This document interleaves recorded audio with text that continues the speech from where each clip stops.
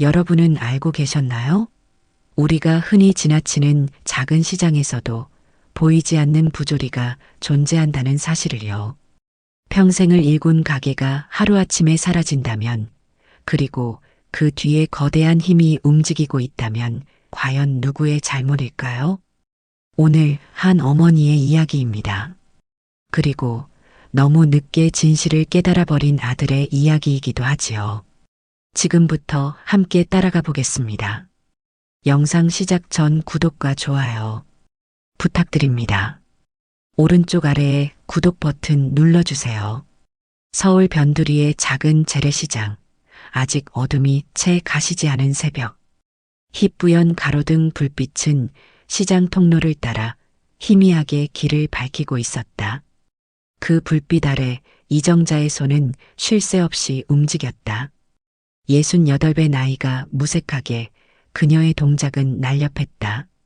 앞치마를 두른 그녀의 손끝에서 떡볶이 국물이 보글보글 끓어올랐고 고추향과 달콤한 떡 냄새가 새벽 공기에 스며들었다. 이정자는 국자를 들어 국물을 젓고 있었다. 붉은 양념이 국자를 따라 소용돌이치며 원을 그렸다. 국물이 끓을 때마다 얼굴에 닿는 따스한 김은 겨울 새벽의 차가움을 조금씩 녹여주었다. 그녀는 어묵꼬치를 정리하며 혼잣말처럼 중얼거렸다. 오늘도 손님 많아야 할 텐데. 목소리에 담긴 기대감은 30년이라는 시간 동안 매일 아침 그녀의 가슴을 설레게 했다. 이정자에게 하루의 시작은 여전히 설렘과 긴장감이 공존하는 순간이었다. 가로등 불빛이 그녀의 주름진 얼굴을 비추었고 눈가의 잔주름은 수많은 세월을 증명하는 듯했다. 새벽 4시.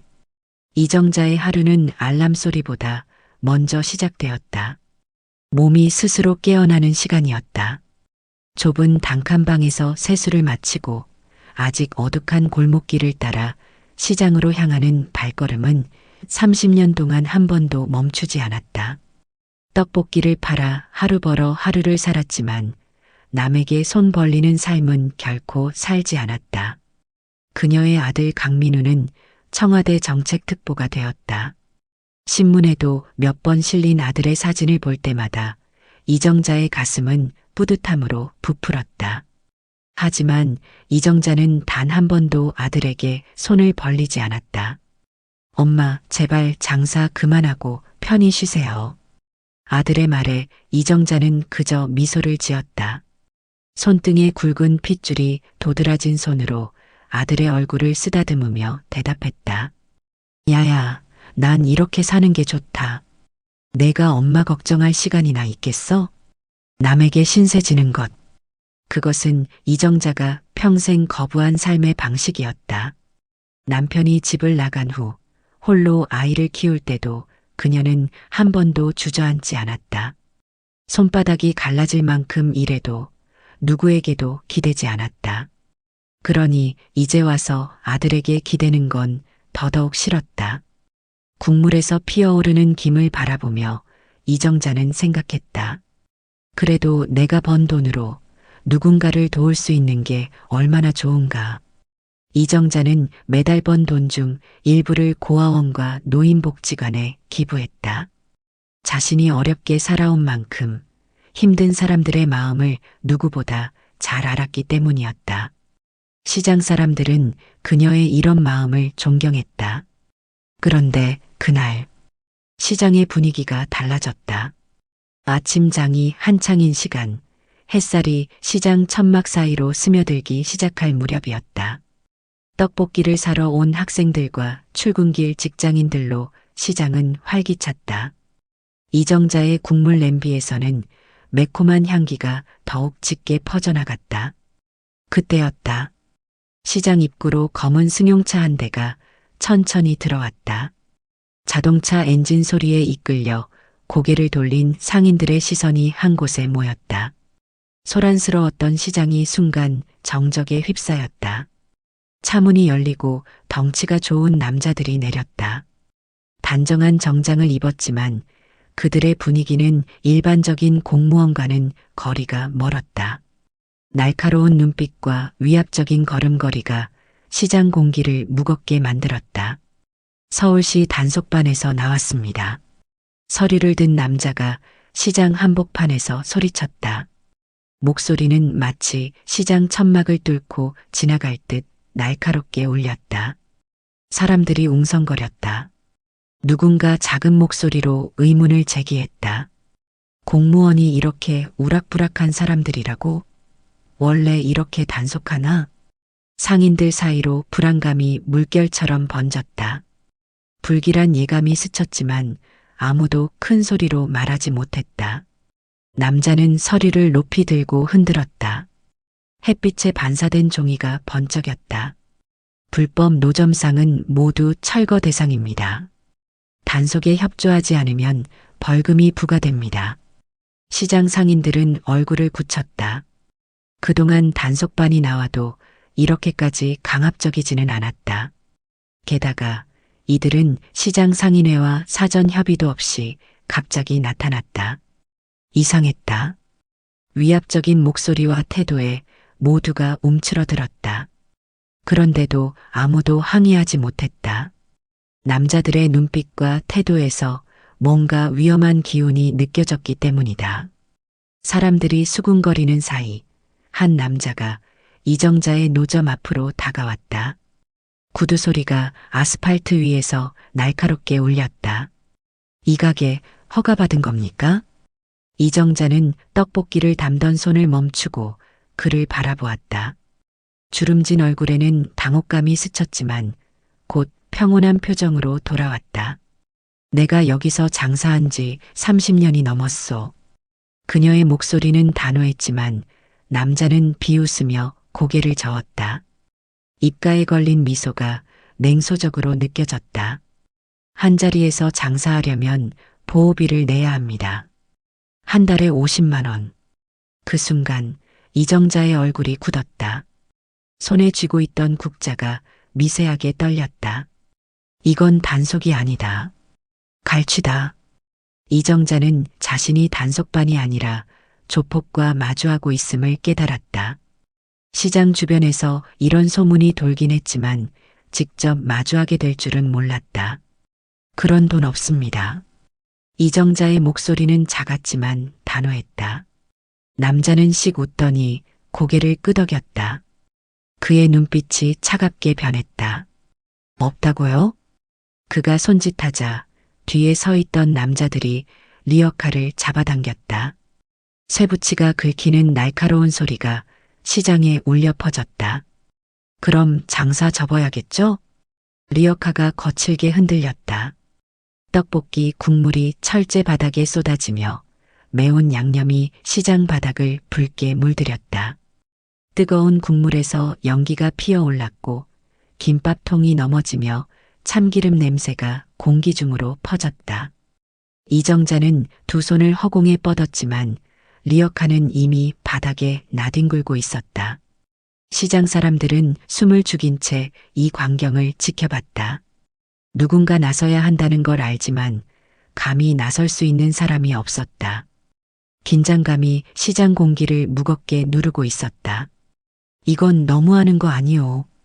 구석에서 누군가 외쳤지만 남자들은 비웃기만 했다. 눈에 띄지 않는 곳에서 터져나온 항의는 금세 침묵 속에 묻혔다.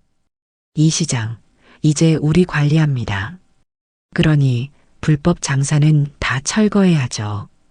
이정자는 그 자리에서 털썩 주저앉았다. 손끝이 떨렸다. 떡볶이 국물이 흥건한 바닥 위로 그녀의 주름진 손이 힘없이 내려앉았다. 30년 동안 지켜온 자리가 순식간에 무너지는 것을 바라보는 눈에는 절망이 가득했다. 이제 난 어디로 가야 하나? 그녀의 떨리는 목소리는 시장 사람들의 가슴을 서늘하게 만들었다. 아침 햇살이 시장 천막을 비추었지만 그 따스함이 이정자의 마음에는 닿지 못했다. 오늘도 시작된 하루였지만 이정자에게는 모든 것이 끝난 것만 같았다. 30년 전 서울의 어느 작은 골목. 아직 동이 트기 전 새벽 차가운 공기가 골목 사이를 서성이던 때였다. 젊은 이정자는 작은 철제 리어카를 밀며 길을 나섰다.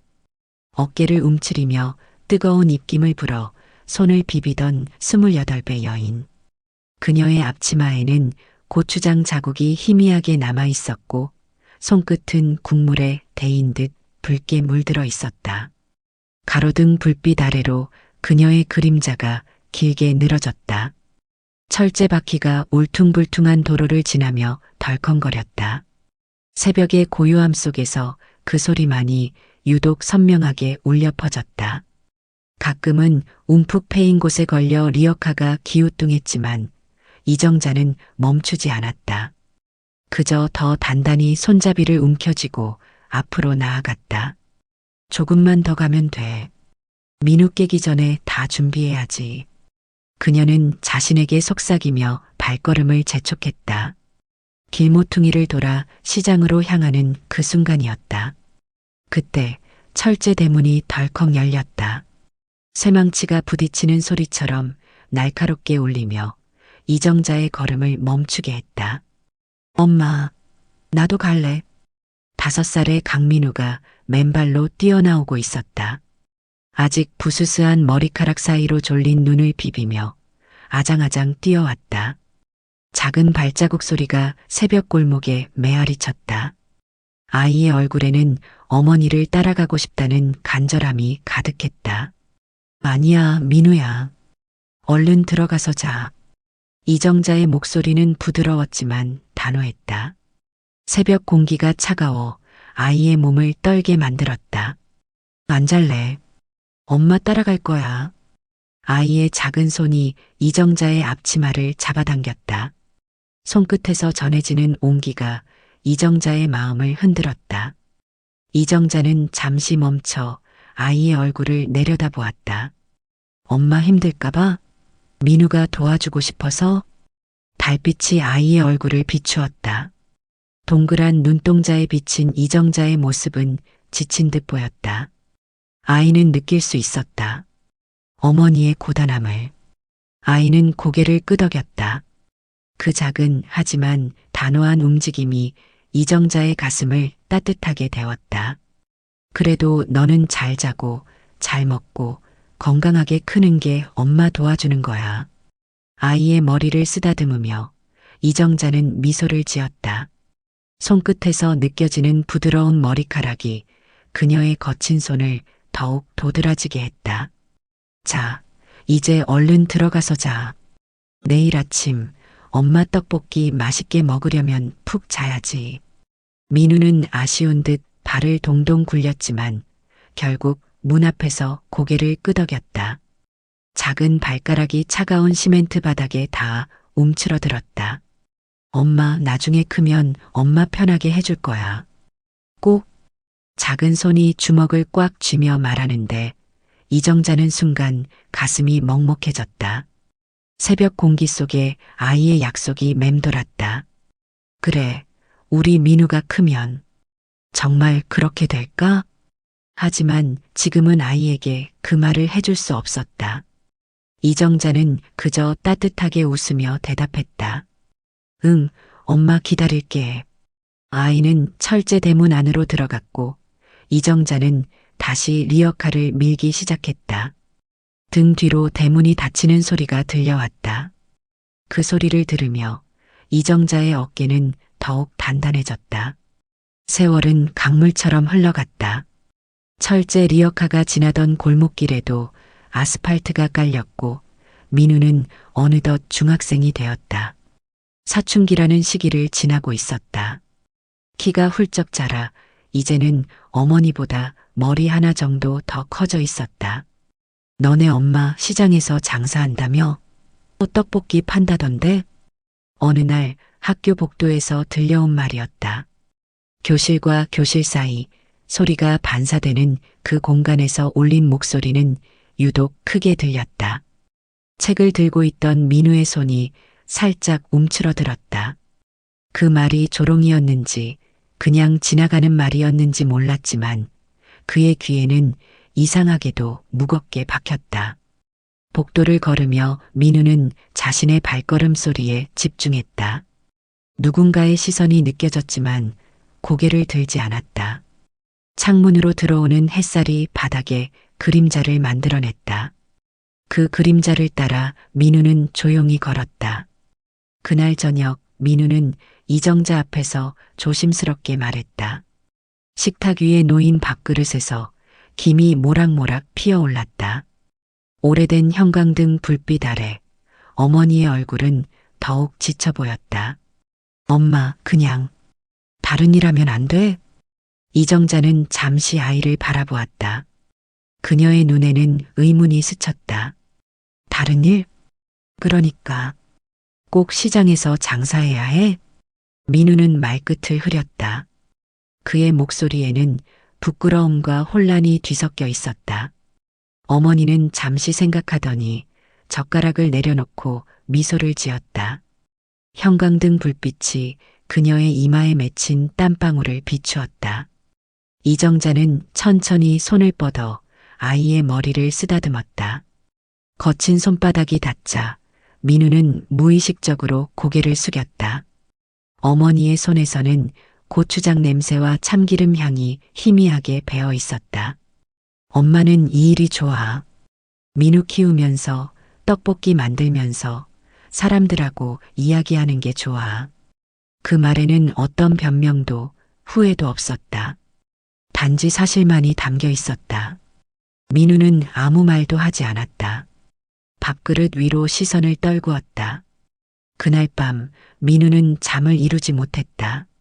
창문으로 비치는 가로등 불빛이 천장에 그림자를 만들어냈다. 자꾸만 낮에 들었던 말들이 떠올랐다. 친구들의 말, 그리고 어머니의 손.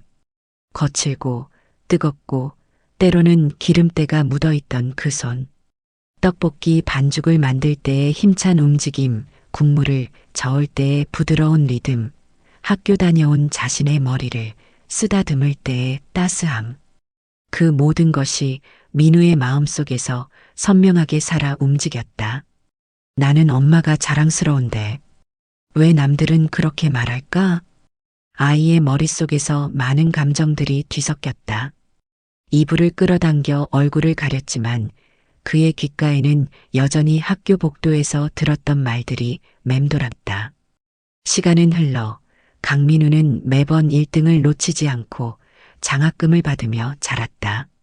책상 위에 형광등 아래서 밤을 새우고 새벽에 눈을 붉히며 공부했다. 대학을 갔고 결국 청와대 정책특보라는 직책을 얻게 되었다. 그의 책상 위에는 이제 비싼 만년필과 정돈된 서류들이 놓여 있었다. 엄마, 이제 그만 장사해요. 몇 번이나 말했을까? 사무실에서 집으로 걸려오는 전화마다, 명절에 손을 잡을 때마다 그 말은 반복되었다. 시간이 지나도 변하지 않는 리어카와 앞치마를 볼 때마다 민우의 마음은 무거워졌다. 민우야, 엄마 이렇게 사는 게 좋아. 몇 번이나 대답했을까? 매번 같은 대답이었지만 이정자의 목소리에는 흔들림이 없었다. 갈라진 손으로 아들의 양복을 매만지며 그녀는 미소를 지었다. 이정자는 아들이 성공했다는 것이 그저 기뻤다. 가끔 TV에 나오는 아들의 모습을 보며 그녀의 눈가에는 자랑스러움이 반짝였다. 민우는 효자였다. 돈을 보내주고 편히 살라고 했다. 하지만 이정자는 끝까지 거절했다. 하늘이 도와서 나에게 이런 선물을 주시다니 감사하며 키웠다. 내가 키운 아이가 이렇게 잘 됐으니 나도 남을 도우며 살아야지. 이제 시장에서 번 돈 일부는 고아원과 노인복지관에 기부했다. 누구에게도 말하지 않았지만 이정자는 매달 봉투에 돈을 넣어 조용히 건네주었다. 그것이 그녀의 작은 행복이었다. 이정자는 그저 행복했다. 하지만 정작 민우는 몰랐다. 어머니가 여전히 추운 새벽마다 시장에서 장사를 한다는 사실을. 바람이 심하게 부는 날이면 리어카가 쓰러질까 걱정하며 더 일찍 나선다는 것을. 어머니가 가끔 손을 다쳐도 아들에게 말하지 않는다는 것을. 그저 요즘 장사 잘 되라는 짧은 전화 통화만이 그들 사이에 오갔다. 이정자는 오늘도 새벽 4시에 눈을 떴다. 알람 소리가 아니라 몸이 스스로 깨우는 시간이었다. 습관처럼 일어나 보온병에 따뜻한 물을 채우고 부스스한 머리를 빗어 넘겼다. 거울에 비친 얼굴을 가만히 들여다봤다. 언제 이렇게 늙었을까? 거울 속에 비친 얼굴은 더 이상 28배 젊은 여인이 아니었다. 예전엔 까맣던 머리칼이 거의 하얗게 바뀌었고 손등에는 깊은 주름이 새겨져 있었다. 떡볶이 국물에 오래 절여진 손톱은 붉게 물들어 있었다. 창문 밖으로 여전히 어두운 새벽 하늘이 보였다. 그래도 아직 멀쩡하지 뭐. 그녀는 중얼이며 앞치마를 둘렀다. 해진 끈을 한 번 더 묶어 단단히 고정시켰다. 몸은 예전처럼 빠릿하지 않았지만 그래도 아직은 손님들한테 떡볶이를 내어줄 수 있었다. 그녀의 손끝에서 만들어지는 매콤한 떡볶이는 여전히 시장에서 소문난 맛이었다.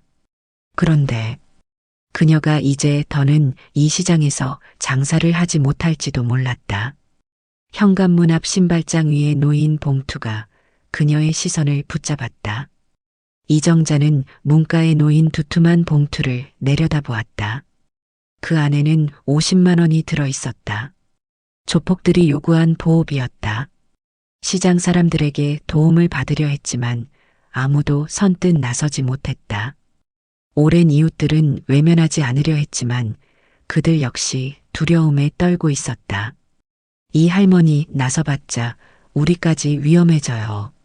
우리도 먹고 살아야 하잖아요.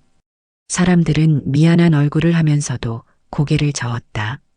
리어카 철제 표면에 떨어지는 빗방울 소리처럼 한마디씩 변명이 쏟아졌다. 이정자는 그들을 탓할 수 없었다. 그들도 가족이 있고 지켜야 할 생계가 있었다. 아무래도 우리끼리 해결할 수 있는 문제가 아닌 것 같아요.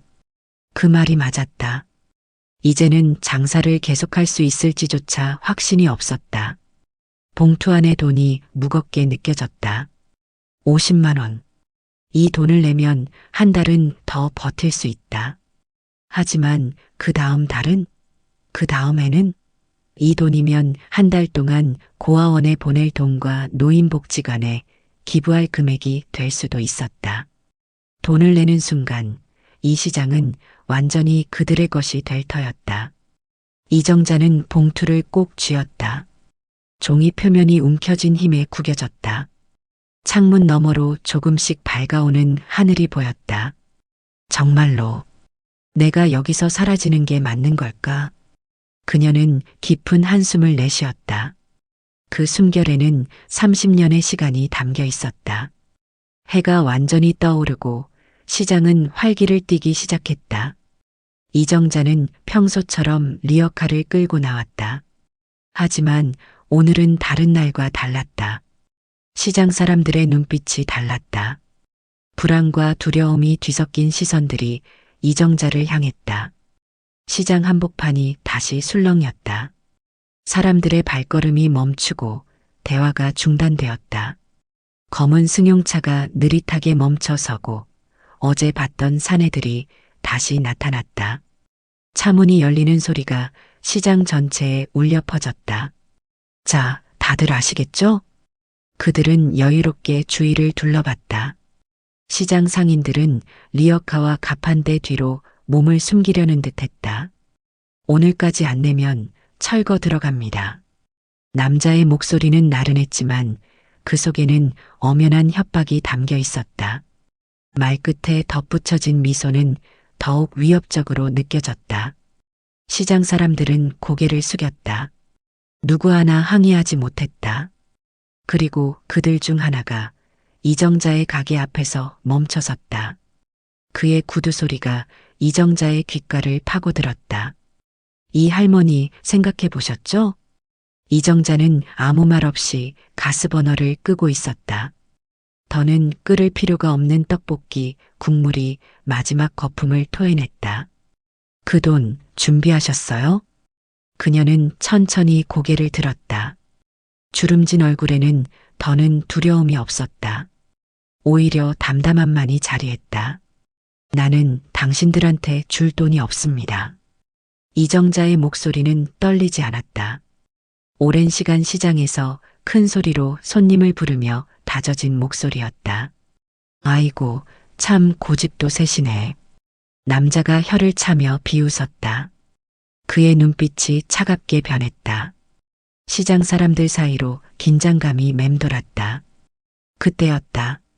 할머니, 왜 이렇게 속 썩이고 그래? 등 뒤에서 굵은 목소리가 들렸다. 담배 연기 냄새와 함께 낮고 무거운 목소리가 시장 공기를 가로질렀다.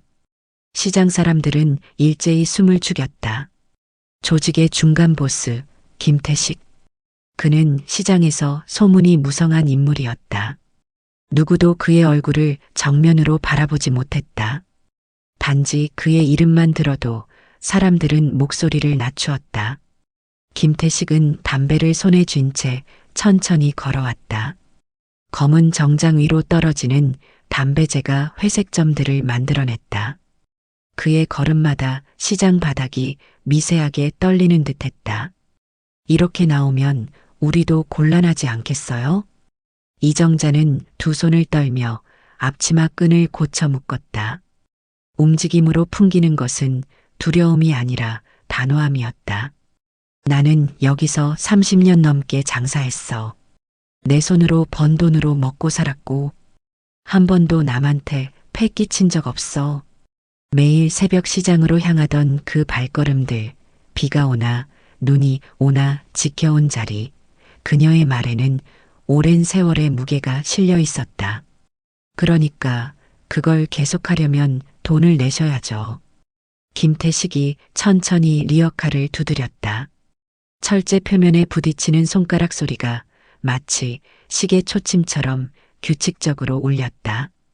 여기서 계속 장사할 거면 룰을 따라야 하지 않겠어요? 이정자는 한숨을 삼키며 입을 열었다. 그녀의 눈가에 맺힌 주름이 더 깊게 패였다. 내가 낸 돈이 시장 관리비로 가는 게 아니잖아. 김태식이 피식 웃었다. 그의 얼굴에 번진 웃음은 시장의 공기를 더욱 차갑게 만들었다. 그게 그렇게 중요한가요? 그는 가까이 다가오며 손을 내밀었다. 손바닥 위에 드러난 굵은 핏줄과 흉터가 그의 이력을 보여주는 듯했다. 어차피 선택권은 없습니다. 내실 거죠? 이정자는 손을 뻗었다. 시장 사람들의 시선이 그녀의 손에 모였다. 순간적인 긴장감이 시장 전체를 덮었다. 하지만 그녀가 내민 것은 돈이 아니라 떡볶이가 묻은 손수건이었다. 붉은 양념이 천에 스며든 그 손수건은 그녀가 30년 동안 사용해온 것이었다. 그녀는 천천히 입을 열었다. 목소리에는 떨림이 없었다. 난 이 시장에서 돈을 뺏기 위해 장사하는 게 아닙니다. 이정자의 눈빛이 단단해졌다. 수십 년간 시장의 더위와 추위를 견뎌온 그 눈빛은 쉽게 꺾이지 않았다. 내가 이 손으로 번 돈은 내가 도와주고 싶은 사람들에게 갈 거예요. 김태식의 표정이 순간 어두워졌다. 그의 눈썹이 미세하게 움직였다. 시장 사람들은 숨을 죽이고 이 장면을 지켜봤다. 누구 하나 입을 열지 못했다. 단지 긴장된 침묵만이 흘렀다. 이 할머니 끝까지 버티겠다 이거네. 그의 목소리가 낮아졌다. 담배 연기가 그의 입에서 피어올라 이정자의 얼굴을 향해 흩어졌다. 그리고 다음 순간 리어카가 거칠게 밀렸다. 철제가 아스팔트에 긁히는 날카로운 소리가 시장을 가로질렀다. 떡볶이 국물이 사방으로 튀었고 이정자는 중심을 잃고 휘청거렸다. 붉은 양념이 앞치마와 바닥에 튀었다. 뜨거운 액체가 공중에서 홀을 그리며 흩어졌다. 할머니, 누군가 외쳤지만 아무도 나설 수 없었다. 두려움이 모든 이의 발목을 붙잡고 있었다. 이정자는 넘어진 바닥에 손을 짚었다. 아스팔트의 차가움과 떡볶이, 국물의 뜨거움이 대조적으로 그녀의 손바닥을 통해 전해졌다. 손끝으로 느껴지는 뜨거운 떡볶이 국물. 30년 동안 매일 만져온 그 익숙한 감각이 지금은 어쩐지 처음으로 느껴지는 것처럼 생경했다. 그녀는 차가운 바닥에서 천천히 고개를 들었다. 시장 천막 사이로 비치는 햇살이 그녀의 흰 머리카락을 비췄다. 이제 정말로 이 시장을 떠나야 하는 걸까? 그녀는 떨리는 손으로 앞치마를 쓸어내렸다. 붉은 양념 자국이 천에 선명하게 남았다. 마치 지난 30년의 흔적처럼. 이정자는 주머니에서 휴대전화를 꺼냈다. 구형 폴더폰이 그녀의 주름진 손가락 사이에서 빛을 반사했다. 빨간 떡볶이 국물이 묻은 손가락으로 폰을 만지니 휴대폰 표면에도 붉은 반점이 남았다. 손끝이 떨렸다. 리어카가 쓰러지는 순간의 충격이 아직 온몸에 남아 있었다. 그녀는 번호를 눌렀다. 굳어가는 손가락 마디가 버튼을 누를 때마다 작은 통증이 느껴졌다. 뚝, 뚝. 연결음이 이어질 때마다 그녀의 심장은 더 빠르게 뛰었다. 5번, 6번, 아들이 전화를 받지 않을지도 모른다는 불안감이 순간 고개를 들었다. 그때였다. 여보세요? 엄마. 강민우의 목소리가 들렸다. 사무실 소음 너머로 들려오는 그의 목소리는 단정하고 또렷했다. 엄마를 부르는 그 목소리는 어린 시절 그대로였다. 그녀는 순간 울컥했지만 아무 말도 할 수 없었다. 목이 메었다. 시장 바닥에 쏟아진 떡볶이, 국물처럼 그녀의 마음도 엉망이 되어 있었다. 민우야, 엄마 힘들어. 그렇게 말하고 싶었지만 그 말이 도무지 입 밖으로 나오지 않았다. 평생 남에게 손 벌리지 않았던 사람이 어떻게 아들에게 도움을 청할 수 있을까? 30년 동안 혼자 해결해온 문제를 이제 와서 아들에게 부담시킬 수 없었다. 대신 우리 민우 밥은 챙겨 먹고 다니지? 그녀는 평소처럼 웃으며 말했다. 흔들리는 목소리를 진정시키려 애쓰는 동안 그녀의 시선은 바닥에 흩어진 리어카와 떡볶이 재료들을 향했다. 아들은 모를 것이다.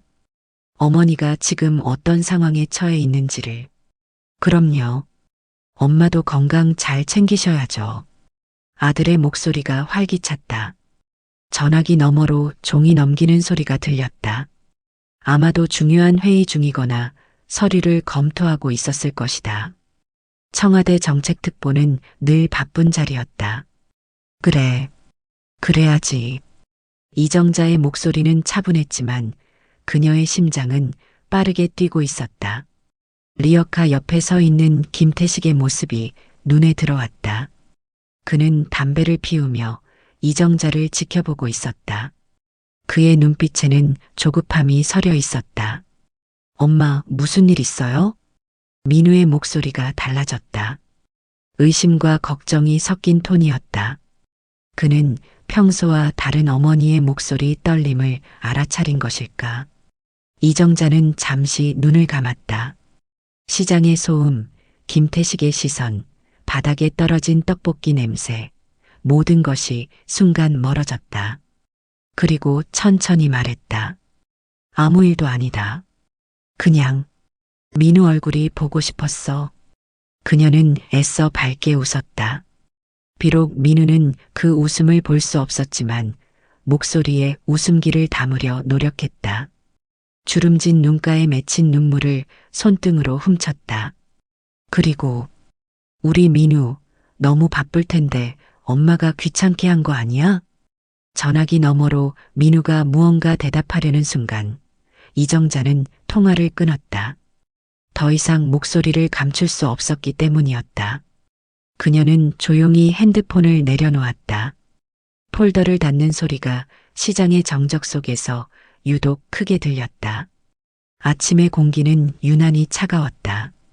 봄이 시작되었지만 아직 겨울의 흔적이 남아있는 날씨였다. 이정자는 한동안 바닥에 흩어진 떡볶이 국물을 바라보고 있었다.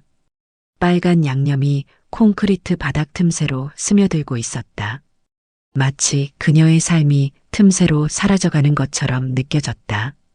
손끝으로 바닥을 짚자 미지근한 온기가 느껴졌다. 조금 전까지 뜨거웠던 국물은 이제 식어가고 있었다. 시간이 흐르는 것을 느끼며 이정자는 작게 중얼거렸다. 이게 마지막이 될지도 모르겠네. 그 말은 자신에게 하는 것이었지만 주변의 공기를 더욱 무겁게 만들었다. 그녀는 천천히 몸을 일으켜 앉았다. 무릎에서 뻐근한 통증이 느껴졌지만 그녀는 표정을 바꾸지 않았다. 시장 사람들은 누구도 다가오지 못하고 멀찍이 바라볼 뿐이었다. 안타까운 눈길, 하지만 감히 손 내밀 수 없는 거리감. 슬그머니 열린 가게 문 사이로 몇몇 상인들의 얼굴이 보였다. 그들의 눈빛에는 동정과 죄책감이 뒤섞여 있었다. 우리도 저렇게 될까? 하는 두려움도 엿보였다. 이정자는 그런 시선을 익숙하게 받아들였다. 살아오면서 늘 그런 시선 속에서 걸어왔다. 살면서 도움을 받고 싶었던 순간이 없었을까? 물론 많았다. 남편이 집을 나갔을 때, 어린 민우가 열병으로 밤새 울었을 때, 폭우로 리어카가 떠내려갔을 때, 겨울 장사가 안 돼 난방비조차 내기 어려웠을 때.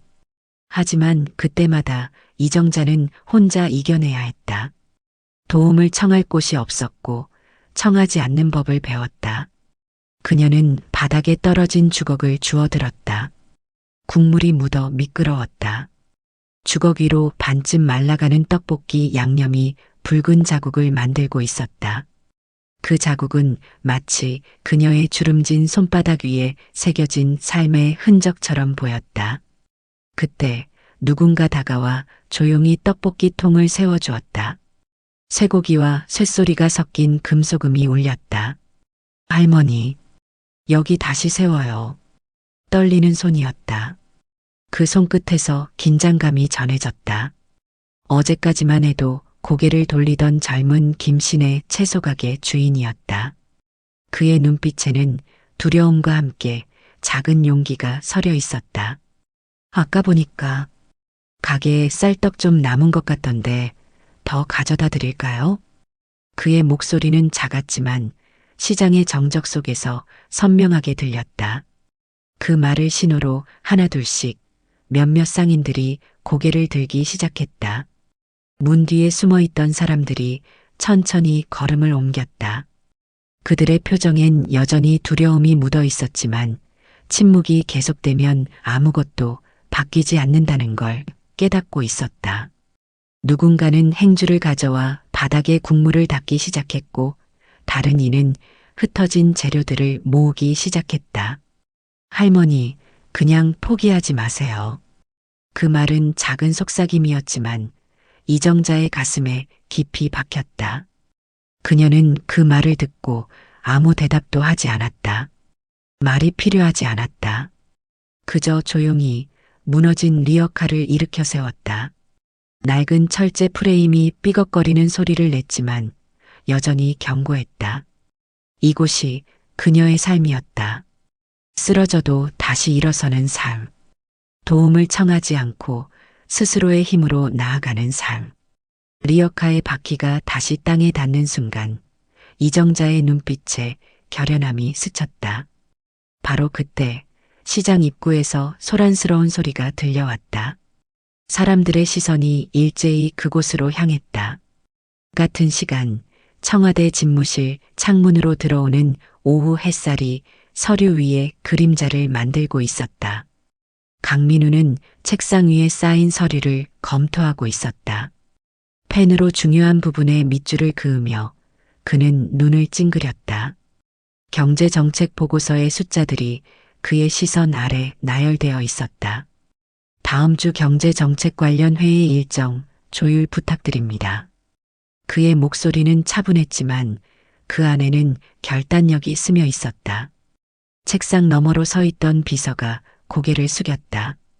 네, 특보님. 청와대 정책특보라는 자리는 바빴다. 하루에도 수십 건의 보고가 올라오고 매 순간 중요한 결정을 내려야 했다. 그의 책상 위 스케줄표는 빼곡히 채워져 있었고 휴대폰은 끊임없이 울려댔다. 밤늦게까지 불이 꺼지지 않는 사무실에서 강민우는 국가 경제의 방향을 고민했다. 하지만 민우는 한 번도 이 바쁨이 힘들다고 생각해 본 적이 없었다. 오히려 그에게는 감사함이 더 컸다. 가난한 노점상 아들에서 청와대 정책특보가 되기까지 그 길이 쉽지 않았음을 누구보다 잘 알고 있었다. 이 자리까지 올 수 있었던 건 어머니 덕분이었다. 창밖으로 보이는 청와대 정원의 나무들이 바람에 살짝 흔들렸다. 민우의 시선이 잠시 그곳에 머물렀다. 우리 민우, 밥은 잘 챙겨 먹고 다니지? 몇 시간 전 어머니의 전화가 머릿속을 스쳤다. 평소처럼 밝은 목소리였지만 이상하게도 조금 떨리는 듯한 느낌이 들었다. 갑작스러운 통화 종료도 평소의 어머니답지 않았다. 민우는 펜을 내려놓고 잠시 생각에 잠겼다. 괜찮으신 걸까? 그때였다. 문을 두드리는 소리와 함께 비서가 급히 들어왔다. 그의 얼굴에는 긴장감이 서려 있었다. 특보님, 비서실에서 긴급 속보가 떴다는 보고가 들어왔습니다. TV를 확인해 보시겠습니까? 민우는 고개를 끄덕였다. 사무실 벽에 걸린 TV가 켜졌고 뉴스 속보가 화면을 가득 채웠다. 서울 재래시장, 공무원 사칭 조직이 노점상 갈취. 민우는 처음엔 무심코 지나치려 했다. 청와대 정책특보로서 매일 수많은 뉴스와 보고서를 접했기에 하나의 사건에 너무 큰 의미를 두지 않으려 했다. 그런데 화면 속 한 노점이 눈에 들어왔다. 작은 리어카, 떡볶이 냄비, 허름한 천막, 그리고 익숙한 뒷모습. 민우는 순간 몸이 굳었다. 엄마. 그는 숨을 멈춘 채 화면을 응시했다. 화면 속에는 혼란스러운 시장 풍경이 비춰지고 있었다. 바닥에 엎어진 떡볶이 통, 무너진 리어카, 그리고 주저앉아 있는 작은 어깨. 그 모습이 그의 어머니였다. 오랜 시간 봐왔던 그 뒷모습, 그 작은 키, 그 허름한 앞치마는 착각할 수 없었다. 순간 머릿속이 하얘졌다. 귓가에 심장 소리가 울렸고 손끝이 차갑게 식어갔다. 민우는 급히 리모컨을 들어 볼륨을 키웠다. 뉴스 앵커의 목소리가 사무실 안을 채웠다. 시장 내 노점상들은 조직폭력배 태산파가 공무원을 사칭하며 보호비를 갈취하고 있다고 증언했지만 여전히 대부분의 상인들은 두려움에 입을 열지 못하고 있습니다. 앵커의 목소리가 이어졌다. 오늘 오전 단속반을 사칭한 남성들이 한 노점상을 강제로 철거하는 과정에서 소동이 벌어졌습니다. 화면에는 쓰러진 리어카와 떡볶이 국물이 흩어진 바닥이 비춰졌다. 그리고 그 옆에 서 있는 검은 정장 차림의 남자들. 그들의 태도는 공무원이라고 보기에는 너무 거칠었다. 엄마가 시장에서? 민우는 숨을 몰아쉬었다. 이 모든 상황이 믿기지 않았다. 자신이 청와대에서 국가 경제를 논의하는 동안 어머니는 이런 폭력에 노출되어 있었다니. 그제야 알았다. 어머니가 그가 몇 번이고 장사를 그만두라 했을 때마다 웃으며 넘겼던 이유가 아무렇지도 않은 척했지만 사실은 그가 알지 못했던 시간을 버티고 있었다는 걸. 그녀는 돈이 없어서가 아니었다. 그녀는 스스로를 책임지려 했고 자신이 남에게 의존하는 삶을 원치 않았던 것이다. 그런 어머니가 지금 이 순간 억울하게 시장에서 쫓겨나고 있었다. 어머니가 지켜온 30년의 자리가 단 몇 분 만에 무너져 내리는 것을 지켜봐야 했다. 민우의 가슴이 조여들었다. 그의 손이 떨렸다. 민우는 핸드폰을 들어 곧장 전화를 걸었다. 책상 위 서류들은 이미 그의 관심 밖이었다. 최수성님, 지금 바로 회의실에서 뵈야겠습니다. 그의 목소리는 흔들림이 없었지만 눈빛은 싸늘하게 식어가고 있었다. 누구도 민우의 결연한 표정을 본다면 그가 단순히 정책 논의를 위한 회의를 소집한 것이 아님을 알 수 있었을 것이다. 20분 후 청와대 회의실, 둥근 테이블 주위로 긴급히 소집된 관계자들이 앉아 있었다. 창밖으로는 늦은 오후에 햇살이 기울고 있었지만 회의실 안의 공기는 팽팽했다. 민우의 앞에는 급히 준비된 서류들이 놓여 있었다. 태산파 조직이 시장을 장악했다고? 최 수석이 자료를 넘겨보며 얼굴을 찌푸렸다. 그의 눈에는 의심과 놀라움이 교차했다. 네. 이 조직은 단순한 깡패가 아닙니다. 경찰과 유착되어 있고 공무원 행세를 하며 서민들에게 돈을 갈취해 왔습니다. 민우는 담담하게 설명했다. 테이블 위로 놓인 보고서에는 태산파의 활동 내역과 조직도가 상세히 정리되어 있었다. 급히 모은 자료였지만 내용은 충분히 충격적이었다. 이거 그냥 시장 단속 문제가 아닌데. 최 수석의 목소리에는 걱정이 배어 있었다. 이런 사건은 단순히 행정적 처리로 해결될 문제가 아니었다. 경찰, 검찰, 행정부가 모두 관여해야 할 복잡한 사안이었다. 그렇습니다. 민우는 짧게 대답했다. 그의 얼굴에는 감정이 드러나지 않았지만 손끝으로 두드리는 테이블 소리에서 내면의 격동이 느껴졌다. 더 이상 두고 볼 수 없습니다.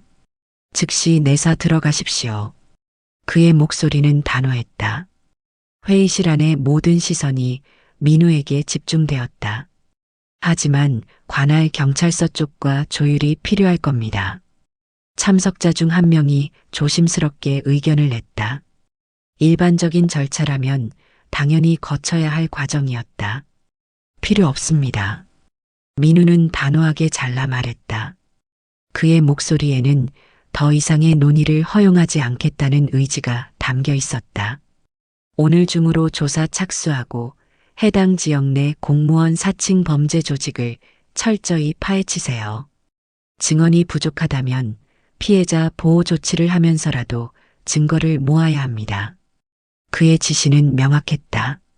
테이블 주위에 앉은 이들은 속속 메모를 하기 시작했다. 민우는 잠시 망설이다가 다시 입을 열었다. 그 시장에 제 어머니가 계십니다. 그 순간 회의실 안이 조용해졌다. 모든 움직임이 멈추었고 숨소리조차 들리지 않는 정적이 흘렀다. 수석 비서관이 조용히 숨을 들이켰다. 그제야 다들 상황의 심각성을 깨달았다. 이것은 단순한 행정 문제가 아니라 청와대 정책특보의 가족이 직접 피해를 입은 사건이었다. 강민우는 가만히 손을 깍지 끼며 말을 이었다. 그의 표정은 흔들림이 없었다.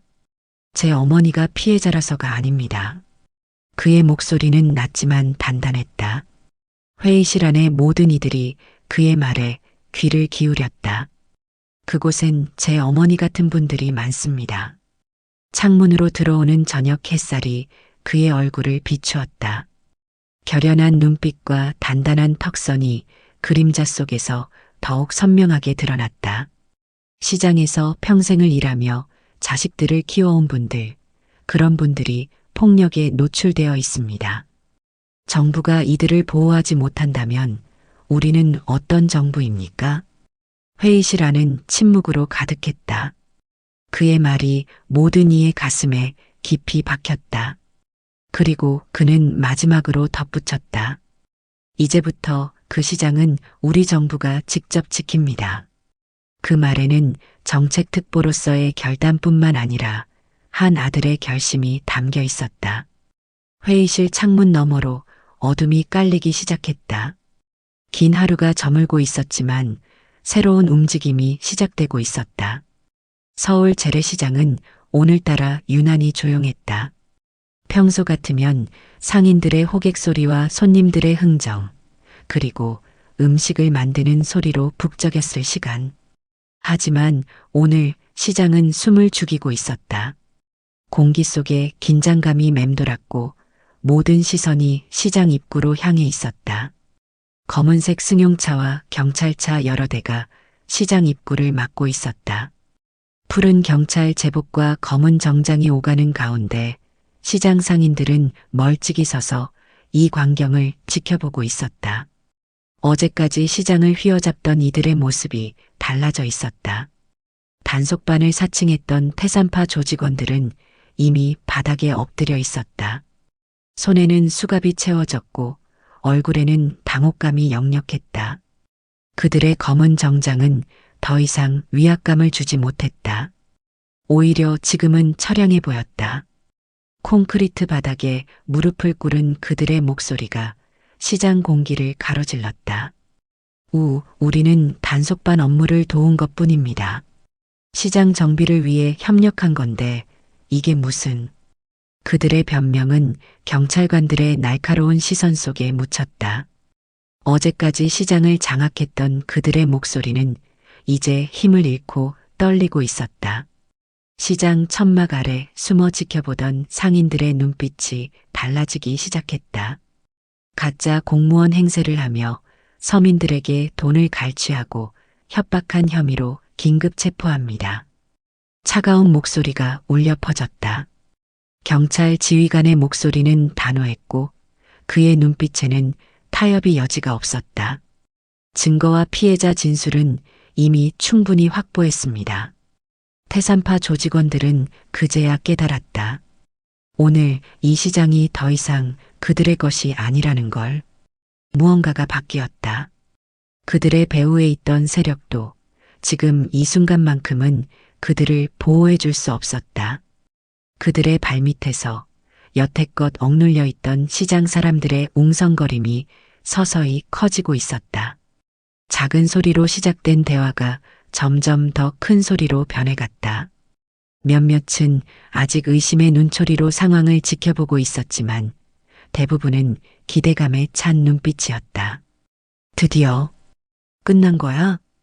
이제 우리가 장사해도 되는 거야? 서로를 바라보며 믿기지 않는 듯한 표정을 짓던 상인들은 이내 천천히 고개를 들었다. 굽혔던 허리가 조금씩 펴지기 시작했다. 한 사람이 박수를 쳤다. 조심스럽게 시작된 박수 소리가 시장의 정적을 깨뜨렸다. 그리고 또 한 사람이 용기를 낸 두 번째 박수 소리가 이어졌다. 곧 시장 곳곳에서 박수 소리가 울려 퍼졌다.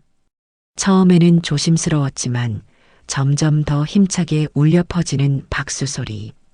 그 소리는 30년간 지켜온 시장의 자부심이 되살아나는 소리였다. 그제야 이정자는 떨리는 손으로 자신의 리어카를 붙잡았다. 무릎이 여전히 아팠지만 그 통증조차 지금은 특별하게 느껴졌다. 어젯밤만 해도 모든 걸 포기해야 할지도 모른다고 생각했다. 더 이상 이 시장에서 장사를 할 수 없을지도 모른다는 두려움이 그녀의 마음을 짓눌렀었다. 하지만 지금 그녀는 여전히 시장 한가운데 서 있었다. 여전히 그녀의 손에는 떡볶이 국자가 들려 있었고 리어카에는 재료들이 놓여 있었다. 아직 시작하지 않은 하루가 그녀 앞에 펼쳐져 있었다. 그때 익숙한 목소리가 들렸다. 엄마. 이정자는 천천히 고개를 돌렸다. 그 목소리는 그녀가 평생을 들어온 소리였다. 어린 시절부터 지금까지 변해온 그 목소리를 그녀는 언제나 알아차릴 수 있었다. 아들이 그곳에 서 있었다. 청와대 정책특보의 권위와 힘이 느껴지는 단정한 모습이 아니라 그저 한 아들로서의 강민우가 그곳에 서 있었다. 청와대 정책특보 강민우. 늘 반듯한 정장 차림으로 단 한 번도 흐트러진 모습을 보인 적 없던 그가 오늘은 무릎을 꿇고 있었다. 시장 바닥에 많은 사람들 앞에서 그는 어머니 앞에 무릎을 꿇었다. 엄마. 그의 목소리가 떨렸다. 항상 자신감 넘치고 단호했던 그 목소리에 오늘은 어린아이 같은 떨림이 묻어 있었다. 그의 눈에는 복잡한 감정이 교차했다. 미안함, 후회, 그리고 사랑. 나 이제 알았어. 이정자는 아무 말 없이 아들을 바라보았다. 그녀의 눈에는 놀라움이 서려 있었다. 여기에 이런 상황에서 아들을 만나리라고는 생각하지 못했다. 강민우는 숨을 삼켰다. 목구멍에 무언가가 걸린 듯했다. 말하고 싶은 것은 많았지만 어디서부터 시작해야 할지 몰랐다. 엄마가 왜 그렇게까지 장사를 하셨는지, 왜 나한테 한 번도 힘들다는 말을 안 하셨는지, 그제야 모든 것이 이해되었다. 오랜 세월 동안 풀리지 않던 의문이 마침내 해소되는 순간이었다. 어머니는 단 한 번도 아들에게 짐이 되고 싶어 하지 않았다. 손에 잡히는 대로 일하며 자신을 키워냈고 아들이 성공한 후에도 아들에게 부담을 주지 않으려고 혼자 견뎌왔다. 그런데도 그는 어머니가 정말 괜찮은 줄 알았다. 이렇게까지 힘든 시간을 보내고 있는지도 모른 채 그냥 바쁘다는 이유로 안부 전화 한 통으로 안심하고 있었다. 매일 새벽 시장으로 향하는 어머니의 발걸음을 그는 상상조차 하지 못했다. 엄마 미안해. 그는 어머니의 손을 조심스럽게 잡았다. 거칠고 주름진 손, 국물에 데이고 시장 바닥에 닿아 상처 입은 그 손. 손끝엔 아직도 떡볶이 국물 얼룩이 희미하게 남아 있었다. 그 손의 온기와 거친 감촉이 강민우의 가슴을 더욱 아프게 했다. 나 이제 엄마 혼자 두지 않을게. 그의 눈가가 붉어졌다. 청와대 정책특보라는 직책도 성공한 아들이라는 자부심도 이 순간만큼은 아무 의미가 없었다. 그저 한 아들로서 평생 자신을 위해 희생해온 어머니 앞에 무릎 꿇은 그는 눈물을 참을 수 없었다. 그 모습을 바라보던 이정자는 한참을 아무 말 없이 있다가 천천히 손을 뻗어 아들의 머리를 쓰다듬었다. 그 손길은 마치 30년 전 어린 민우의 머리를 쓰다듬던 그때와 같았다. 우리 민우, 이제 다 컸네. 부드러운 손길이었다. 그 말에는 원망도 슬픔도 없었다. 단지 자식을 바라보는 어머니의 무한한 사랑만이 담겨 있었다. 시장의 소음과 사람들의 시선 속에서도 그들은 마치 세상에 둘만 남은 것처럼 느껴졌다. 강민우는 더 이상 참지 못하고 어머니의 손을 꼭 끌어안았다. 그 순간 그의 어깨가 떨렸다. 어릴 적 어머니 품에 안겨 울던 그 시절로 돌아간 듯했다. 엄마 사랑해. 그 말에는 모든 것이 담겨 있었다. 미안함, 감사함, 그리고 앞으로 더 잘하겠다는 약속. 이제는 다시는 늦지 않겠다고 다짐했다. 더 이상 어머니의 희생을 당연하게 여기지 않고 그 무게를 함께 나누겠다는 결심이었다. 며칠 후 시장 한가운데 새로운 가게가 생겼다. 오래된 리어카 대신 깔끔하게 리모델링된 공간이 시장의 풍경을 바꾸어 놓았다. 아담한 가게. 하지만 널찍한 주방과 깔끔한 테이블이 놓인 곳. 창문으로 들어오는 햇살이 바닥을 환하게 비추었고 문을 열 때마다 울리는 종소리가 경쾌했다. 가게 한쪽 벽에는 커다란 액자가 걸려 있었다. 30년 동안 한자리에서 장사하며 시장을 지켜온 분식집. 그 아래로 이정자의 젊은 시절 사진과 함께 시장에서 떡볶이를 팔던 모습들이 시간 순서대로 전시되어 있었다. 그 사진들 속에는 한 여인의 인생이 고스란히 담겨 있었다. 그곳에서 이정자가 떡볶이를 만들고 있었다. 예전처럼 작은 리어카가 아닌 따뜻한 주방에서. 더는 새벽에 추위에 떨며 장사 준비를 할 필요가 없었다. 넓은 조리대와 안전한 가스레인지, 그리고 편안한 바닥. 모든 것이 달라져 있었지만 그녀의 손끝에서 만들어지는 떡볶이의 맛은 여전했다. 할머니, 떡볶이 하나 주세요. 어린아이가 해맑게 뛰어왔다. 가게 문을 열고 들어오는 아이의 발걸음 소리가 경쾌했다. 떡볶이 냄새에 이끌린 듯한 그 아이의 눈이 반짝였다. 응, 잠깐 기다려. 금방 줄게. 이정자는 미소를 지으며 국자로 떡볶이를 떠주었다. 그녀의 얼굴에는 피로의 흔적 대신 평온함이 깃들어 있었다. 더 이상 불안하게 하루하루를 버티는 것이 아니라 자신의 공간에서 자신이 좋아하는 일을 하는 평화로움이 느껴졌다. 그리고 그 모습을 가게 한편에서 강민우가 지켜보고 있었다. 사무실 업무를 잠시 미뤄두고 그는 어머니의 가게에 들러 있었다. 어머니가 떡볶이를 만들고 손님과 대화하는 모습이 그에게는 세상에서 가장 값진 장면처럼 느껴졌다. 엄마, 이제 따뜻한 곳에서 장사하세요. 그는 조용히 혼잣말처럼 중얼였다. 아무도 듣지 못하는 그 말에는 깊은 안도감이 담겨 있었다. 이제야 정말로 어머니를 지킬 수 있을 것만 같았다. 더 이상 어머니가 혼자 고생하는 모습을 두고 볼 수 없었다. 그것이 어머니에 대한 그의 사랑이었고 오랜 세월 어머니가 그에게 주신 사랑에 대한 보답이었다. 가게방, 시장은 다시 활기를 되찾고 있었다. 떡볶이 냄새, 어묵 국물 향, 시장 상인들의 호객 소리가 다시 골목을 채우기 시작했다. 한때 어두웠던 그곳이 다시금 웃음소리로 가득 찼다. 사람들이 걱정 없이 오가고 상인들이 다시 활기차게 장사를 하는 모습은 마치 옛날로 돌아간 듯했다.